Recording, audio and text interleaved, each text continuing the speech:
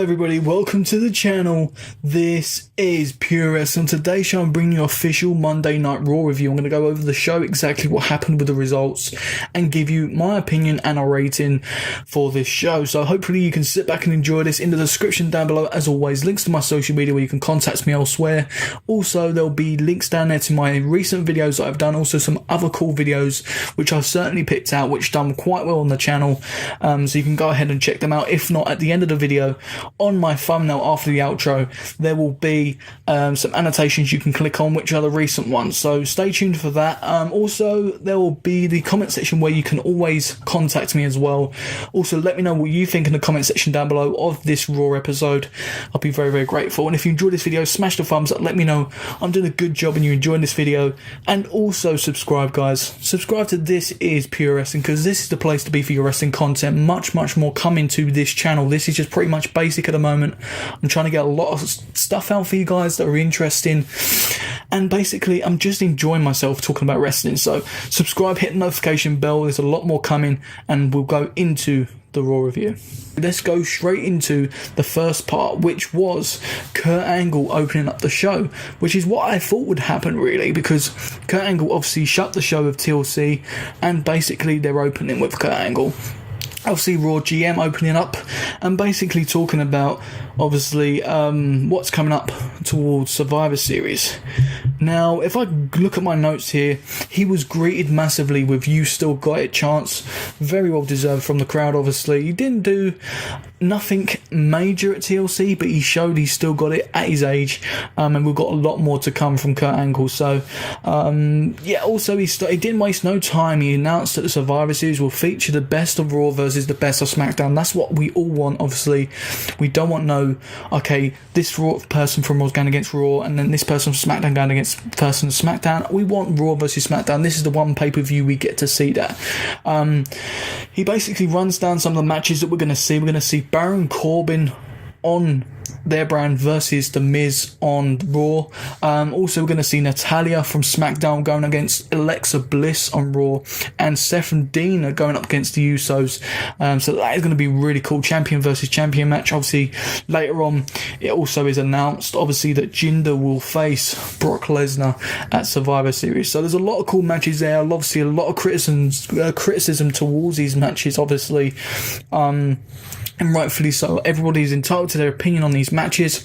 I'm going to go through some of these matches quickly that he announced. Alexa Bliss versus Natalya. I would much prefer to see Charlotte versus Natalya. I'm hoping that SmackDown Live maybe do a championship match for Charlotte in the coming weeks, because Charlotte maybe earns a rematch or something and she wins a title and we see Charlotte versus Alexa. That's what I would like to see, but I don't think that's going to happen. I think it's going to be Natalya versus Alexa.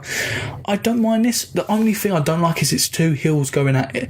Pretty much the same with Baron and The Miz. Even though the Baron and The Miz is going to be a great match, that's probably my favourite one out of these apart from the tag teams. That is Seth and Dean versus Usos, which I think is going to be a match stealer of the night on Survivor Series. I think that's going to be an amazing match. And obviously Brock and Jinder is a different story really. I don't want to see it.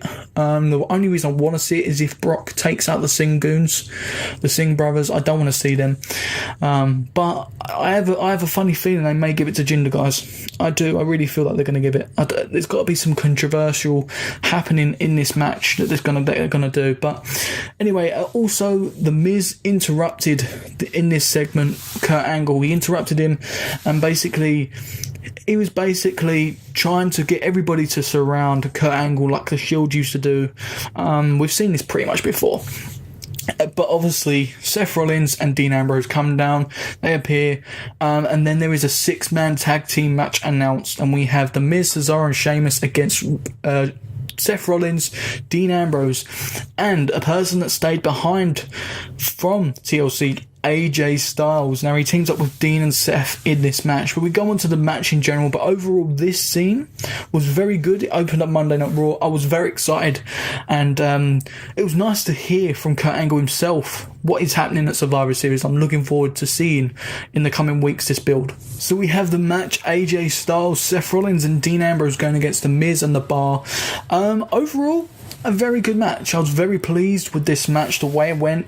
Obviously, we knew AJ needed a win because obviously he's just come out of losing for Finn Balor. This is why I think Raw's used him. I think obviously they've got a favour again from Shane, and they've used AJ Styles. Also, it could be a hint or an idea from Vince to see how the crowd reacts to AJ on Raw. This could be a test, but obviously behind the scenes, I think it's also due to the fact obviously they've let him from TLC, he lost at TLC, so maybe you have AJ Styles again and put him on the winning team. Anyway, in the end, AJ Styles, Seth Rollins and Dean Ambrose won this match. As I said, a very good match. I was actually pleased with this match. I like seeing the Miz and the Bar together. I don't know what it is, guys. I think that these suit as a three. I don't like the fact of Braun Strowman and Kane being added.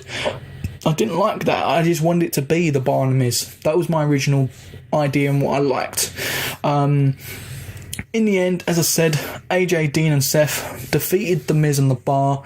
And yeah, it was pretty much a simple win for these guys, really. A phenomenal forearm to Cesaro in the end to get the pinfall victory, and AJ Styles gets the pin. Very good to see. Obviously, AJ, as I said, needed that win. There was a lot going on in this match. It was a very good match to open up Raw. Obviously, everybody was pleased to see AJ Styles on Raw. But yeah, in the end as well, another thing that didn't need to happen, Kane's music hit. Next up, as I said, Kane came down, and he didn't just come down to beat up Dean, Seth and AJ. He came down, he was cutting a promo now. One thing I must say, even though Kane's there and he's the age 50 odd, and some people were saying he hasn't got it anymore, he has got a promo left in him, I say. His promo was good, he has that voice to suit the big red monster that he is. I was very impressed with his promo work, I must say. I have to give credit where it's due. He was basically saying that he was there because of Strowman. He's seen him dismantle the big people in Roman Reigns, the Big Show and stuff like that. He's seen what he's been able to do, and he don't like the fact that he's being called a monster among men. He's the only monster in WWE. He's the only monster in Raw, and basically he demands competition. That was obviously mocking Strowman. Strowman wasn't on the show tonight, guys. I actually expected it to happen, but I'm liking the fact that they're holding it off. I like that, keeping it. Strowman doesn't need to be there every week. Strowman is a big part of Raw, of course, but he doesn't need to be every week doing same old stuff. It's nice to see that there's a bit of storyline behind it. If Kane's going to be there, I want to see something good out of this, and Kane pushing over Braun Strowman can only be a good thing. Some people may say that Kane don't need to do that. I do believe, because it's obviously Big Show didn't need to do that. It's the same sort of thing, and it does actually help the superstar in my personal opinion.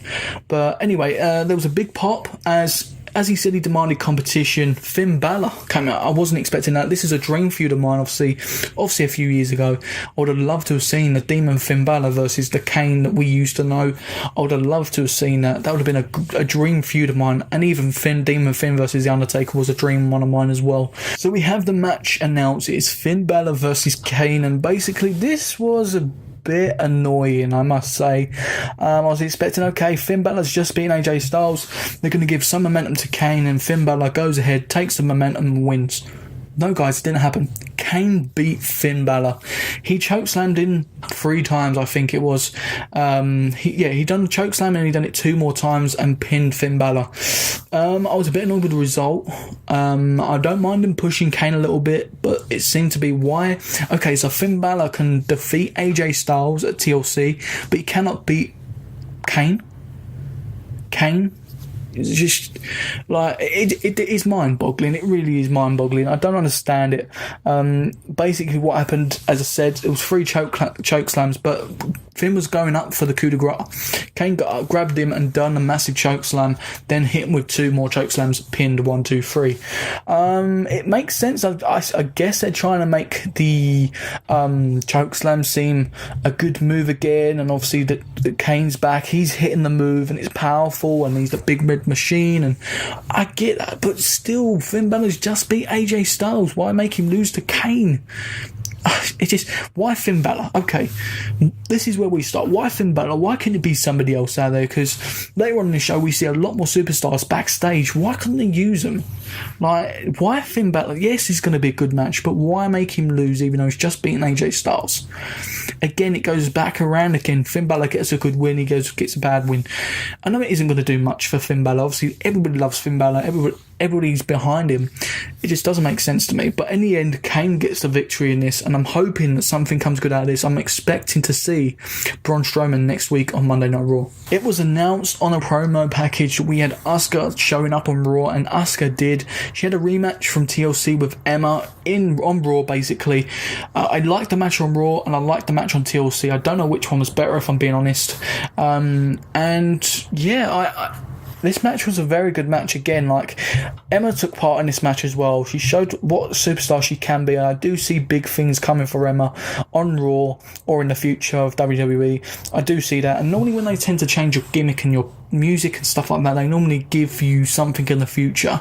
Now, Emma's definitely shown what she can do, and against the luck of Asuka, she's showing as much as she can against one of the biggest superstars, the Empress of Tomorrow, tapping out Emma again with the Asuka lock. It was a roll up from Emma holding the tights, I think it was, or pants, or whatever you want to call them, and she reversed it into an Asuka lock. Very, very good. Showed her experience, Asuka, in the women's division. Looking forward to seeing what comes of Asuka, and I guarantee by WrestleMania time she's got to be champion.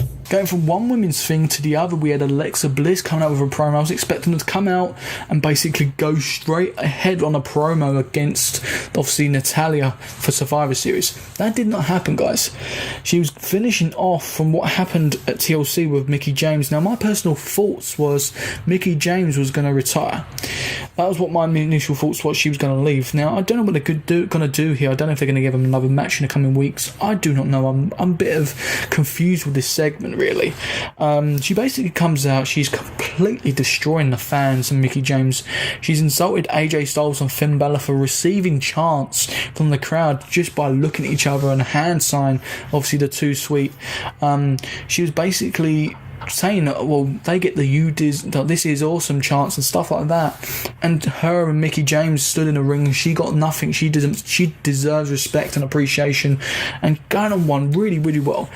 I love Alexa Bliss. I've got to add that in. I love Alexa Bliss. She's literally a heel character. She reminds me of the Charlotte that Charlotte used to be.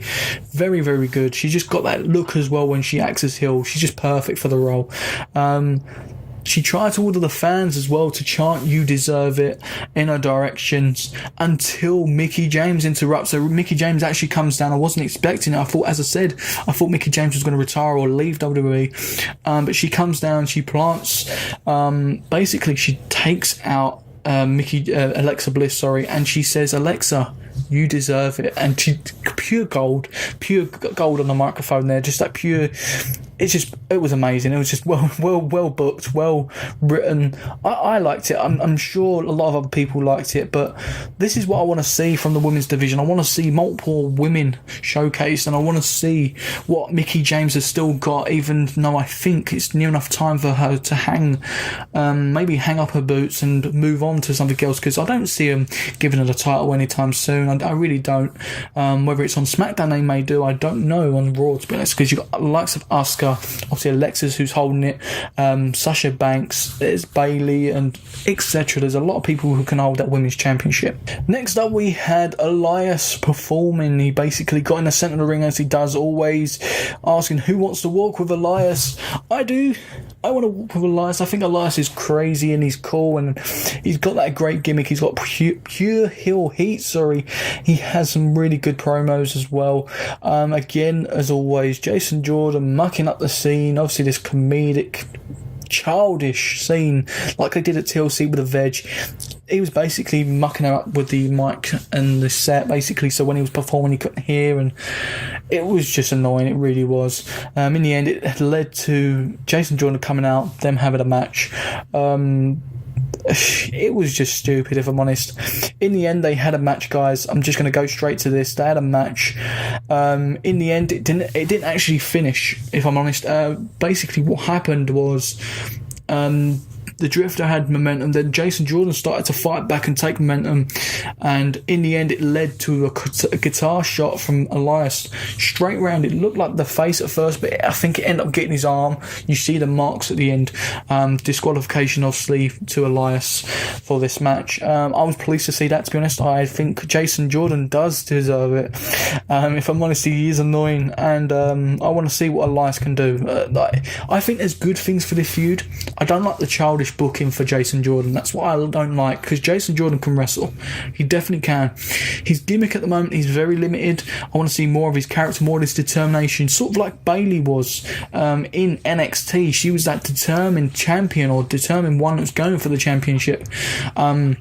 The belt, but seems to be this Raw roster seems to be ruining some of their superstars by giving them this cheesy gimmick, and it's just not working for me at all. I'm looking forward, as I said, to see what comes out of this, because I feel like this Jason Jordan versus Elias feud could be good for both superstars. Next up, we had the thing which was announced throughout the week. We had Brock Lesnar answering to Jinder Mahal.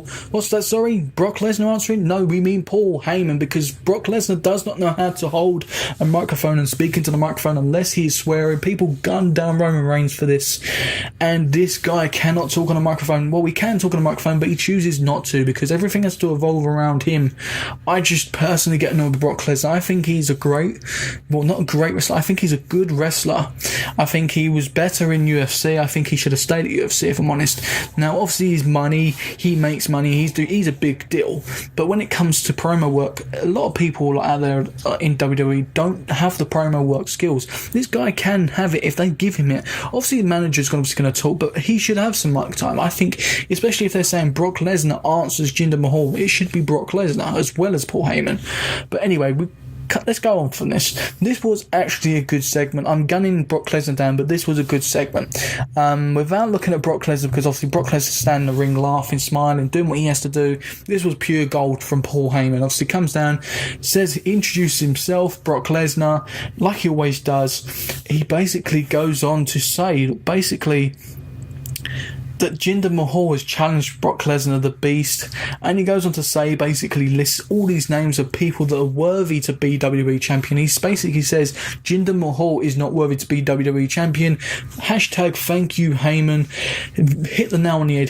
Jinder Mahal is not WWE championship worthy. He should not be holding that title. He goes on to then say that he's going to be taken to Suplex City, and basically says this is going to be, he basically refers to Randy Orton, what Brock Lesnar done to Randy Orton with the elbows. He says this is going to be much, much worse, basically, in that sort of terms. And he said he promised more of the same for the Maharaja, and he actually done the voice, and it was so funny. I can't do it, my throat's hurting, but he done the voice, and it was very, very funny. Paul Heyman definitely said, and there was another part in this segment. He says he likes to give respect where it's due. He gives respect to Braun Strowman. He gives respect to Samoa Joe. He gives respect to someone else, he said as well. And there was another person that Brock Lesnar, Goldberg. He give respect where it was due. He also said his little part, but he give respect. With Jinder Mahal, there is no respect. He does not need that title. He does not deserve that title, should I say. Well written. This seemed as though Paul was speaking from the heart and from the WWE's point of view, the fans. And I did like this scene. I did enjoy it. I was laughing along with Paul Heyman. I do like Paul Heyman's promos. He does make Brock worth money. He does promote things well. He does things for the business. I just want to see more from Brock. I want to see Jinder get in the head of Brock and see this side of Brock where he starts getting angry, like we see when Braun Strowman and Samoa Joe is starting getting in the head. I want to see that angry side. I don't think we're going to see that in this feud, which is annoying, but I want to see Brock Lesnar be unleashed on the microphone a little bit more, because I think he can cut a promo if he actually tries. We had a match that was announced backstage. Obviously, Kurt Angle was talking to Sasha Banks and Bayley, and Bayley was basically saying, congratulations about last night, and hugging him, doing this cheesy crap that she never would have done on NXT. Sasha Banks was being cheesy as well. Just turn heel, woman, just turn heel. You've got heel written all over you, just do it finally. I'm waiting I'm sure many other people were waiting as well. But it was announced, and then Alicia Fox came in and just whinging. They need a captain for the women's division, because this was announced earlier, guys. It isn't just going to be a 5-on-5 guys match at TLC, Survivor Series, sorry guys. It is going to be a 5-on-5 women's match as well, so that's going to be very fun to see at Survivor Series. And they need a captain, because obviously Alexa's going to be facing Natalya, so they're going to have no captain in terms of champion. So I expected, okay, Sasha Banks, Superwoman Sasha, is going to win this. Did not happen, guys. It is the worst pick you could have picked. It is Alicia Fox. I just don't understand why, but it happened, guys. The world has sunk into a new place which we never thought it would. WWE's land is somewhere out there. Storylines are now becoming, I wouldn't even call it storylines becoming reality, because this wouldn't become reality in real life. This is just fake.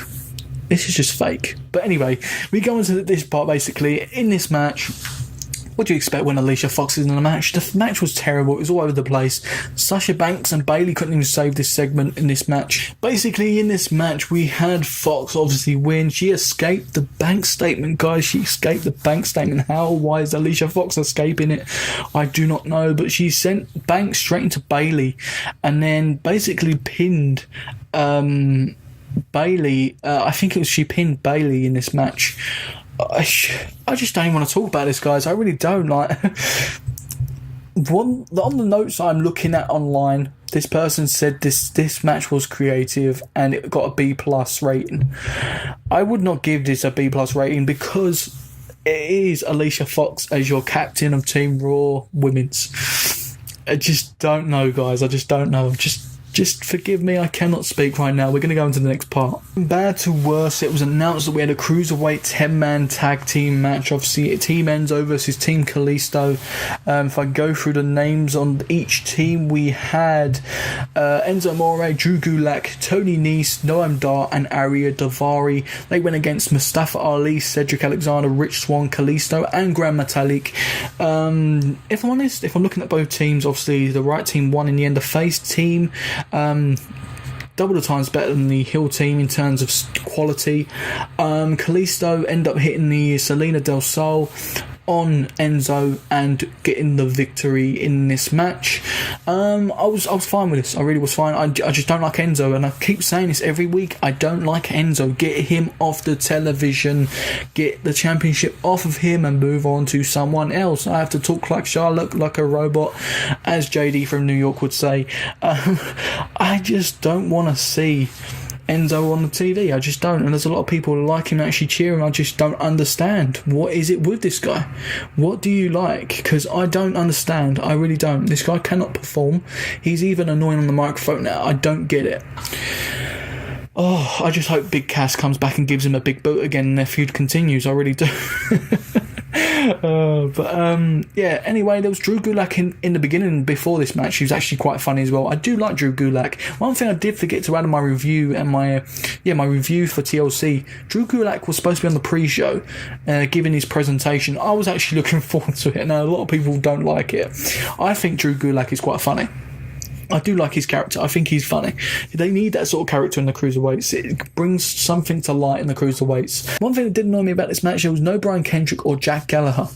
Now, they would have been two heels that could have maybe made that team win. Obviously, you got Noam Dar, who's barely even used anymore since Alicia Fox. Arya Daivari, obviously a joke. Tony Nese is never used, should be. He's underutilized. He's just a beast. He should be used and pushed. Drew Gulak, just pure comedy in this match, obviously, and pure comedy. He's not even a big name anymore in the Cruiserweight division, obviously. And Joker Amore. Yeah, guys, I don't know what to say about this. Again, these two segments, this last segment, obviously with the women's, and this segment, I did not care for, and I do not care for, and I don't want to talk about it anymore. Normally with an episode of Raw, we have a good beginning, rubbish middle, and a great end. This is how it was for this show. It's either the great beginning and a great or a good end, or great end and a good beginning, whatever. That's how it normally ends. But the middle is always rubbish, normally filled up with crap that we don't want to see. That is exactly what happened on here, but this ended with the great ending. The beginning was good of Raw, but the ending was great. We had Shane McMahon on the show previously, basically talking to Kurt Angle about Team SmackDown going to be better than Team Raw, and they started going through things. But beforehand, obviously, they was praising each other. Obviously, Kurt Angle going at TLC and Shane at Hell in a Cell.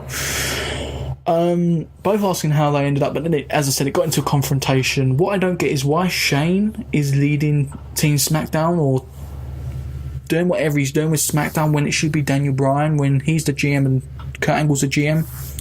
Something I didn't understand, but anyway, it was nice to see the confrontation, and he said a hashtag, and I can't remember what the hashtag is, guys. If you watch Raw, you will know it's the hashtag. It was something like hashtag invade or something like takeover, or it wasn't takeover, something like that. He said a hashtag Shane as if to hint something, and this is what happened, guys. That hashtag came into it at the end. SmackDown Live invaded Raw. Now this was a great segment to see. SmackDown completely going through the backstage and destroying some okay names and some big names. There was a lot of stuff going on here. We had the likes of, basically, Kurt Angle was in the ring at first. Let's start off with this. He was ready to announce his Raw superstars who would come together to battle Team SmackDown at Survivor Series. It appeared as though that basically that wasn't going to happen. Shane McMahon's music hit and Kurt was looking, and no Shane McMahon. They came down like this Shield sort of thing. They come down ready to take over. They all surrounded the ring, went in the ring. Well, it was going to go in the ring, and in the end, Shane McMahon sent them because Kurt Angle got out of the ring to go backstage because he was getting scared, obviously, because they decided to try and take over. He's gone backstage and they've all followed him, and they've all completely destroyed everyone backstage. There was the likes of the Club, you had Matt Hardy, you had Finn Balor, you had Gallows and Anderson. There was like Gold Dust and Kurt Hawkins. Poor Kurt Hawkins, guys. A push for Kurt Hawkins, a win for Hawkins on Twitter. Hashtag it. I just don't know. There was a lot of random names, but there weren't no big names. The only big names there were, as I said, was Finn Balor, Matt Hardy, the Club, if you want to call them big, and obviously Seth and Dean. They were the only big ones. AJ Styles, obviously, previously being on Raw, facing, obviously, well, being with Dean and Seth, he actually turned against them. I predicted this in this. Obviously, beat them up, obviously, with Team SmackDown. It was nice to see Rusev and Baron Corbin being taken seriously in this segment as well, with the New Day looking really, really dominating, and there was a nice little segment, guys, as well. This is pretty much what happened. This is how it ended. There was a segment where the women's Sasha Banks, Bayley, and I think it was Mickie James, and I think it may have been Alicia Fox. I could be wrong. They were all standing there ready to face off with the guys, and I was like, come then. Then all the women stepped through. You had Becky, you had Natalia, you had Carmella, and I don't know who else there was. There was someone else, and they had a face-off. It was a really cool segment, how it was all done and filmed and said. It was very, very good. But a lot happened. A lot of people got taken out. Basically, it ended with SmackDown overpowering Raw, taking over Raw. What I'm expecting for SmackDown Live, obviously the same old stuff. Raw going over to SmackDown, taking them out. I'm hoping that they save it till next week, because obviously if you've just SmackDown taken over Raw need time to recuperate and go over next week. That's what I'm hoping they do. But I think they're going to rush it, and they're going to do it on SmackDown Live, which I don't mind either way as long as they do it properly. So yeah, guys, that is pretty much what happened on Monday Night Raw. My official rating I'm going to give Raw would be a 6 out of 10. I'm going to go, it's above average. I wouldn't say nothing amazing on this show. There was good parts, but nothing amazing apart from the ending. I'm going to give it that rating, 6 out of 10. I think that's a fair rating. So that is it, guys. That is your official Monday Night Raw review and results with a rating. Smash that thumbs up if you enjoyed this. Let me know in the comment section down below what you thought of Raw. Also, hit me up on social media in the links down below and follow me and support me on them. Links down below to past videos and cool videos in there as well. At the end of the video, also on my thumbnail, I'll have annotations so you can click on if you can't bother to go down the description.